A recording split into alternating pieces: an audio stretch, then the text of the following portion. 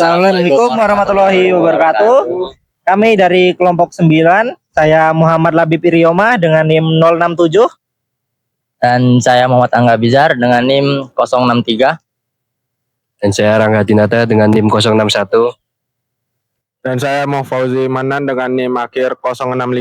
Saya Rara Tiulandari dengan NIM terakhir 062. Assalamualaikum warahmatullahi wabarakatuh. Saya Fajril Ada Ali dengan NIM 2025101401100066. Assalamualaikum warahmatullahi wabarakatuh. Perkenalkan, nama saya Griselda Nur Amelia Herista, NIM 20251014011064. Kesetaraan gender dalam bidang ekonomi di Indonesia masih menjadi masalah utama. Sekitar 64,5% pelaku usaha di Indonesia adalah perempuan, namun mereka masih menghadapi beberapa tantangan utama seperti akses modal, pelatihan, dan juga pengembangan usaha. Melalui wawancara ini, kami ingin mengetahui bagaimana peran serta pengalaman dalam kesetaraan gender UMKM di dalam mewujudkan kemandirian dan kesetaraan ekonomi di sekitar kampus dan di luar kampus. Oke, di sini saya sudah bersama dengan narasumber pertama. Ibu, dengan Ibu siapa, Ibu? Fitri. Ibu Fitri. Siapa Ibu? Saya akan menanyakan beberapa hal. Yang pertama, sudah berapa lama Ibu menjual usaha ini, menjalankan usaha ini? 2016. 2016. Antara 10 tahun. Oh, sudah lama sekali ya. Mengapa Ibu memilih usaha ini untuk Ibu jalankan? Ya, soalnya waktu itu belum ada. Terus, ya bisanya, ya pas ini, ya dulu pernah sih jualan bakso, ya, gitu. Tapi pas waktu taruh sini, jualannya ini. Untuk pertanyaan selanjutnya, apa tantangan terbesar Ibu untuk menghadapi pembeli saat berjualan seperti ini? Ya, tantangan terbesar Ibu. Maksudnya kan Dari tangan apa yang ada hujan. ya Itu kayak hujan gitu. Jadi kerjanya nggak sepi, terus kayak anak online gitu kan. bagaimana cara Ibu menarik pembeli agar tetap membeli usaha Ibu? Ya dari rasa. Oke. Apa usaha ini mampu membantu Ibu untuk membantu ekonomi Ibu? Apa harapan Ibu ke depannya tentang usaha ini? Ya pokoknya terus jalan aja. Makasih. Iya. Baik, untuk narasumber yang kedua kita sudah bersama dengan Ibu Sila yang menjalankan usaha apa jadi Ibu? Yang menjalankan roti bakar, burger, sama gudeg. Oke, langsung saja kita mulai dengan beberapa pertanyaan yaitu untuk yang pertama, sudah berapa lama Ibu menjalankan usaha? 4 tahun. Oke, yang kedua, mengapa Ibu memilih membuka usaha ini? Karena tidak punya lapak sendiri. Sudah punya lapak sendiri, sama pengalaman. Sudah pengalaman. Oke, yang ketiga, mengapa apa tantangan terbesar yang Ibu hadapi saat berjualan? Apa ya? Terserah Ibu. Tantangan yang Ibu hadapi saat berjualan, mungkin ada naik turunnya di ekonominya. Oh iya, kalau anak kuliah libur, pasti penghasilan itu turun. Okay. Yang keempat, bagaimana cara Ibu menarik pelanggan agar tetap membeli? Rasa yang diutamakan selama pelayanan yang Yang kelima, usaha ini membuat Ibu lebih mandiri secara ekonomi. Iya. Yang keenam, apa harapan Ibu untuk usaha ini buat masa depan dan jangka panjangnya? Buat masa depan anak-anak. Masa depan anak-anak. Selain itu, kebutuhan sehari-hari mungkin. Ya, untuk sehari-hari. Baik, mungkin cukup sekian wawancara yang dapat saya lakukan pada kesempatan kali ini. Terima kasih kepada Ibu yang telah bersedia meluangkan waktu untuk berbagi informasi dan pengalaman mengenai usaha yang sedang dijalani.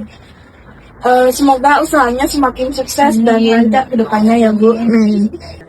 Halo, sekarang saya sedang melakukan wawancara yang ketiga bersama kak kita di sini. Di sini kakaknya ini jualan rawon ya? Iya. Saya akan mulai proses wawancara saya. Jadi untuk pertanyaan yang pertama, sudah berapa lama kak kita itu berjualan di sini? Dari sini ya baru bulan Agustus kemarin sih kakak. Bulan Ya. Agustus ya. Lalu untuk pertanyaan yang kedua, apa alasan kak kita itu memilih untuk berjualan di lingkungan kampung? Ya untuk menambah ekonomi aja sih kakak.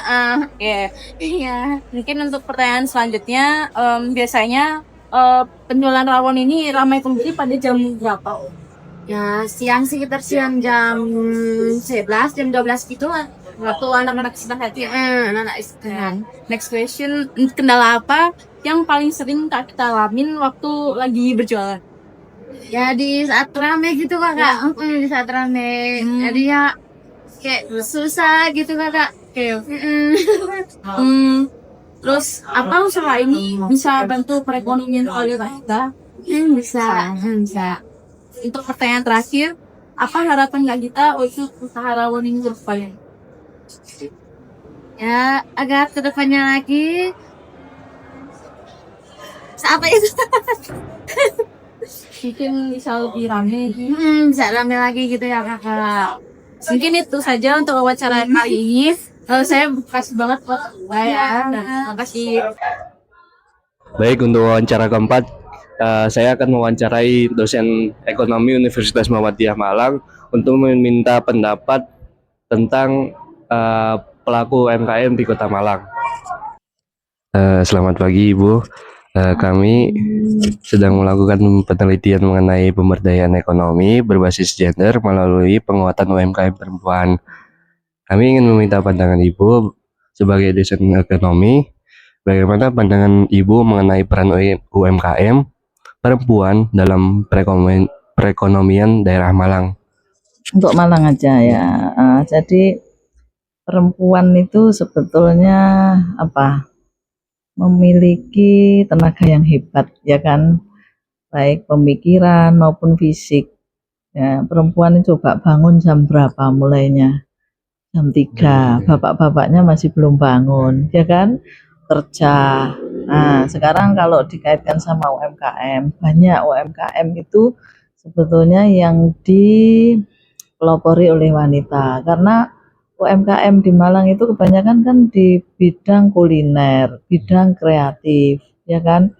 Nah, siapa yang memiliki kreativitas itu? Ya ibu-ibu perempuan, memasak kuliner gitu ya. Tuh ibu-ibu, warung-warung coba kamu lihat itu di sekitar kampus, ya. Banyak perannya perempuan. Kemudian yang kreativitas ya, itu juga perempuan kebanyakan. Ya, baik di batik, kemudian craft ya. Craft itu apa ya? Kayak untuk souvenir-souvenir kayak itu banyak kan perempuan.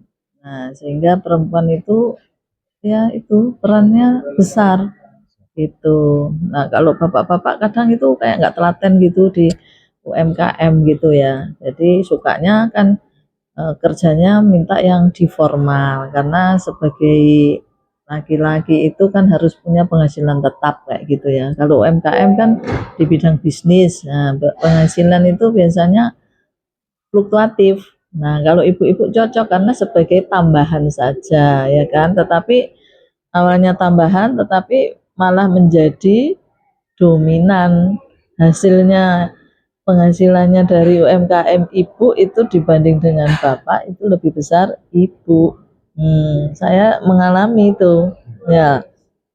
Saya punya toko, banyak tokonya itu bapak kan ASN, kayak nggak mau tahu. Nah, ibu yang ya bekerja di kampus, juga bekerja di rumah, ya kan, melakukan kegiatan domestik rumah tangga, masak memasak, juga mengurusi bisnis. Nah, kayak gitu. ya. Jadi hebat toh perempuan. Sangat kompleks ini. Kompleks. Nah, gitu. Eh, Selanjutnya itu menurut Ibu sih apa tantangan yang masih dihadapi perempuan dalam mengembangkan UMKM saat ini? Tantangan perempuan ya, satu memang tadi satu itu harus memikirkan keluarga, ya kan, harus memikirkan keluarga, kemudian juga untuk pengembangan ke depan SDM-nya perempuan itu memang perlu ditingkatkan ya, khususnya di dunia globalisasi ini. Sebetulnya lewat bisnis digital, bisnis online itu meskipun masih usianya muda kayak SMA, SMP itu sudah bisa melakukan bisnis online. Karena apa? Modalnya kan cuma HP, ya kan? Nah, barang itu nggak harus punya. Sekarang kan kalau bisnis, misalnya mau bisnis daster tadi ya, daster bisa ekspor. Bagaimana caranya? Udah foto aja daster di pabrik daster. Nah, minta tolong fotonya Pak, saya mau foto, mau bantu masarkan. Nah, nanti fotonya aja kita modalnya. Kemudian diupload di Shopee, misalnya kita buka toko di Shopee. Kan sudah bisa jualan. Nanti ada orang beli baru kita ngambil ke produsennya. Seperti itu bisa. Nah, tantangannya yaitu tadi, satu di digitalisasi itu khususnya perempuan-perempuan yang kayak ibu rumah tangga, apalagi yang usianya sudah bukan generasi Gen Z itu ya, generasi sebelumnya itu ketinggalan di bidang teknologi. Nah, itu perlu pelatihan-pelatihan digital, bisnis digital, seperti yang anak-anak muda itu harus, kalau ada pelatihan bisnis digital harus mau, harus ikut ya, karena semuanya serba mudah ya kan, uang lewat transfer ya kan, oh sudah lewat Shopee apalagi aman gitu kan, lewat marketplace apapun aman, orang yang mau beli aman, orang yang menjual juga aman, karena belum barang kalau belum sampai di tempat uang kan belum bisa kita tarik. Nah, kayak gitu aman tuh. Jadi namanya dropshipper kayak gitu, mahasiswa-mahasiswa bisa itu melakukan bisnis online apapun ya. Kamu lihat itu di Shopee batu, kamu tahu batu yang segini itu, batu segini, kemudian kalau orang desa itu dipakai untuk gosok badan, nah biar apa bolotnya ini apa, nah itu dijual kan di Shopee. Coba lihat kamu jualan batu itu ratusan lakunya yang terjual. Nah itu kan enggak modal, tinggal bungkus saja. Ngambil dikali. Nah, apapun bisa dijual. Jadi itu perempuan tantangannya satu, tadi memang sebagai, kalau perempuan kodratnya ya harus mengerjakan pekerjaan domestik di keluarga juga keluar, sehingga mau full gitu ya nggak bisa full sama sekali ya kan. Itu makanya tantangannya manajemen waktu, kemudian digitalisasi, kemudian bahasa asing ya, seperti itu. Bahasa asing itu kenapa? Kalau kita di Shopee mengupload barang pakai bahasa Inggris, itu nanti biasanya akan dibeli oleh orang luar. Nah, orang luar yang ini, yang dari misalnya Belanda, dari Eropa, dari ini kan lihat itu. Nah, nanti bisa dibeli di situ. Tergantung jaringan Shopee-nya. Kalau anakku itu perempuan, teknik industri juga dari UB, itu buat asbak. Asbak tapi yang apa itu berdasarkan pesanan itu loh ya. Custom ya, asbak custom. Jadi tulisannya misalnya jangan banyak rokok sayang, nah kayak gitu, untuk ada ulang tahun misalnya kayak gitu, asbak custom. Jadi terus ada yang bahasa Inggris, misalnya I love you dad, nah but tapi jangan banyak rokok kan kayak gitu, itu sampai luar negeri. Jadi kan diuploadnya di Shopee, kemudian tulisannya ada yang bahasa Inggris, happy birthday kayak gitu, kemudian deskripsinya ada yang bahasa Indonesia, ada yang bahasa Inggris. Makanya orang luar ngerti, akhirnya pesan lewat Shopee. Nah, itu teknik industri kan harus menciptakan produk. Kamu teknik industri kan? Nah, itu menciptakan produk-produk apa yang bisa gitu. Kalau anak saya asbak gitu. Oh, souvenir. Biasanya Bali yang permintaannya kuat itu Bali itu di hotel-hotel, kemudian kayak kafe-kafe gitu. Jadi ya hotel apa kayak gitu. Jadi kan banyak rokok turis itu di Bali. Seperti itu. Selanjutnya, program seperti apa yang sebaiknya dilakukan untuk mendukung UMKM perempuan? Programnya pemerintah apa dari diri kita sendiri? Nah, dari perempuan sendiri ya. Kalau program biasanya kan dari pemerintah itu dengan pemberdayaan perempuan ya. Kalau dari pemerintah itu pemberdayaan perempuan itu maksudnya perempuan ini harus diangkat bagaimana bisa berkontribusi yang bisa menyumbangkan terhadap pemerintah Kota Malang khususnya dalam perekonomian keluarganya sendiri. Nah, kalau setiap perempuan bisa berdaya dengan perekonomian keluarganya sendiri, nanti kan secara makro itu dalam area yang lebih luas, itu kan perekonomian menjadi membaik, ya kan? Jadi ya perempuan-perempuan itu jangan tergantung saja sama suami, harus mandiri. Nah, jadi nanti di samping melakukan pekerjaan domestik sebagai istri itu jangan lupa ada waktu, nah manfaatkan dengan baik. Nah, sehingga programnya ya tadi, ayo banyak belajar tidak harus di kuliah kayak gini. Di YouTube kan banyak orang yang sukses lewat YouTube dengan hanya apa itu namanya kalau yang misalnya live ya, saya live kegiatan saya adalah membersihkan sampah-sampah yang saya peroleh plastik-plastiknya dengan nge-lab, memotongi capnya itu ya, capnya dipisah dari misalnya aqua itu ya, capnya dipisah dari plastiknya. Nah, itu sambil live dapat duit. Ya kan? Nah, dengan live. Jadi apa-apa bisa. Masak itu loh. Jadikan konten diunggah di YouTube, di TikTok menghasilkan. Benar nggak? Nah, kalau viewernya banyak ya bisa jutaan ya uang. Nah, makanya itu harus kreativitasnya harus ditingkatkan perempuan itu. Nah, orang bisa kreatif dari mana? Yo, harus berselancar ya. Misalnya di HP itu jangan hanya lihat toh, tetapi diambil yang pengetahuan. Contohnya, membuat hidroponik kayak apa ya, biar sayur nggak beli. Nah, aku bisa ternyata. Wida ini belajar dari YouTube buat sayur hidroponik. Ya, hidroponik apa itu kangkung, sawi, bayam. Ternyata mudah sekali dan tidak usah beli. Gitu.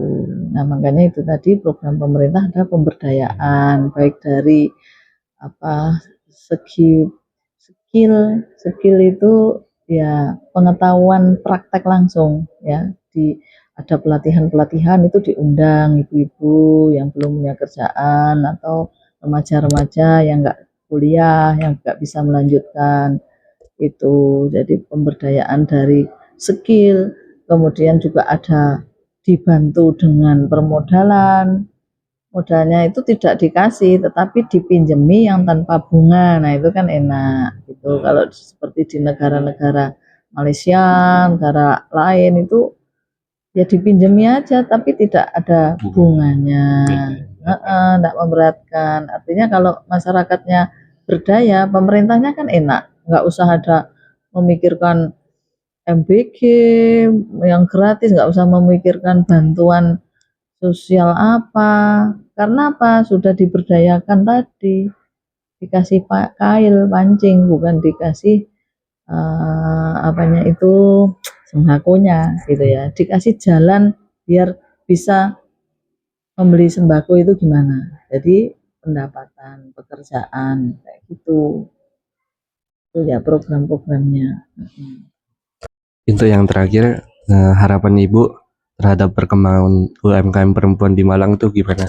Oh, perkembangannya kalau harapannya ya berharap perempuan-perempuan itu waduh eksis ya kan. Nanti laki-lakinya biar ketinggalan. Ya kan. Oh, ini ibu-ibu, oh kemana-kemana. Kamu lihat aja sekarang coba di rekreasi-rekreasi itu ibu-ibu udah wis banyak ya, ibu-ibu bapak-bapaknya diem aja. Nah, jadi harapannya perempuan itu apa? Bisa menciptakan UMKM baru sehingga apa? Tidak menggantungkan dari suami, tidak menggantungkan dari orang laki-laki. Harapannya itu perempuan harus berdaya, harus mandiri gitu. Harapan kan yang baik-baik, ya kan? Tapi kalau kenyataannya bagaimana ya enggak tahu. Nah, jadi kan ada juga mungkin perempuan yang nggak sabar dengan itu, oh usaha lama, nah aku tak usaha jual diri ya. Ada nggak yang gitu kira-kira? Banyak ya. Nah, ada itu yang menyimpang itu, jangan sampai seperti itu ya. Jadi memang harus dengan UMKM, bukan kemudian putus asa kok UMKM kok hasilnya sedikit, ini gimana. Nah, terus putus asa melakukan hal-hal yang menyimpang. Harapannya yang baik-baik ya, karena mata kuliah Pancasila, jadi harus ke situ tadi ya, ke perilaku remaja-remaja yang perempuan mulai sekarang. Coba kalau belajar, kalau melihat HP itu dilihat yang positif-positif ya, perempuan sukses, pengusaha perempuan sukses kayak gitu. Hal-hal apa yang bisa dilakukan oleh perempuan gitu, jangan yang nggak produktif yang dilihat, yang bisa menginspirasi gitu loh. Kamu kalau lihat HP apa sih yang sering dilihat? Ya, biasanya game. Nah, itu kira-kira produktif nggak? Enggak. Nah, mulai sekarang mau berubah nggak? Nah, itu ya. Jadi kalau kamu pengen sukses setelah lulus, dari awal itu harus dibiasakan. Kayak tadi loh, gimana sih berjualan online? Nah, jangan nge-game aja. Nge-game nggak apa itu, menghabiskan waktu. Tahu-tahu udah 4 jam. Nah, terus badan jadinya capek. Kenapa? Karena peredaran darah jadi nggak lancar, karena tidak ada aktivitas bergerak sama sekali. Makanya anak-anak mahasiswa sekarang itu kegiatannya seperti itu, nggak baik tuh ya. Nah, nanti yang sakit duluan itu mahasiswanya daripada dosennya. Banyak itu, aku punya mahasiswa ada yang sudah stroke, ada yang asam uratnya sudah 11, berarti mendekati gagal ginjal. Cuci darah coba dilihat di hemodialisa di rumah sakit. Kalau dulu orang yang cuci darah itu orang yang sudah pensiun usia 70 ke atas. Sekarang ini muda-muda kayak kamu banyak gitu. Karena apa? Pola hidupnya yang enggak baik. Udah berhenti nge-game ya. Harus berjanji. Itu mas temanmu nge-game aja ini. Nah, jadi harus berubah yang produktif. Karena kamu teknik industri, harus punya cita-cita, aku punya industri, punya pabrik gitu. Pabrik apa ya? Seperti anak saya kecil-kecilan, pabrik asbak, tapi kan sambilan aja. Nah, anakku udah usahanya itu yang dipegang pet shop apa itu sudah dipegang anakku, bengkel itu ya, harus begitu. Baik Bu, terima kasih atas waktu. Terima kasih atas waktu dan jawaban yang telah diberikan. Informasi ini sangat bermanfaat bagi penelitian kami. Tuh, nanti coba pesannya nanti temannya yang satu kelompok ya. Nah, yang satu kelompok kamu semua teknik industri. Apa cita-citanya dari hari ini harus sudah dicatat, ditulis di kepala, ditulis di kertas, ditaruh di tembok di kos-kosannya, biar selalu ingat bahwa tujuanku itu ini loh, aku nanti lulus kerja di perusahaan besar BUMN. Nah, jadi mulai semester 1, 2, stepnya itu harus ada. Semester 2 aku harus ngapain, semester 3 harus ngapain, sehingga nanti pas semester 8 kita sudah punya skill, sudah punya apa-apa gitu ya. Teman-temannya yang apa itu, yang bukan dua ini, nah, satu kelompok, coba sekarang mahasiswa harus punya prestasi ya gitu. Oke. Terima kasih. Oke, sekian wawancara dari kami. Kita akan kembali ke teman-teman. Oke, sekian wawancara dari kami. Berdasarkan hasil wawancara, UMKM memiliki peran yang sangat penting dalam meningkatkan perekonomian masyarakat, khususnya bagi perempuan yang menjalankan usaha. Melalui UMKM, perempuan dapat memperoleh penghasilan, meningkatkan kemandirian ekonomi, serta berkontribusi terhadap kesejahteraan keluarga. Meskipun masih terdapat berbagai tantangan seperti keterbatasan modal, persaingan usaha, dan kemampuan pemasaran. Dukungan berupa pelatihan, pendampingan, serta akses terhadap sumber daya ekonomi dapat membantu UMKM perempuan berkembang. Oleh karena itu, penguatan UMKM perempuan menjadi salah satu langkah penting dalam mewujudkan kesetaraan ekonomi di Malang Raya. Baik, sekian dari kami. Saya mewakili anggota kelompok 9 pamit undur diri.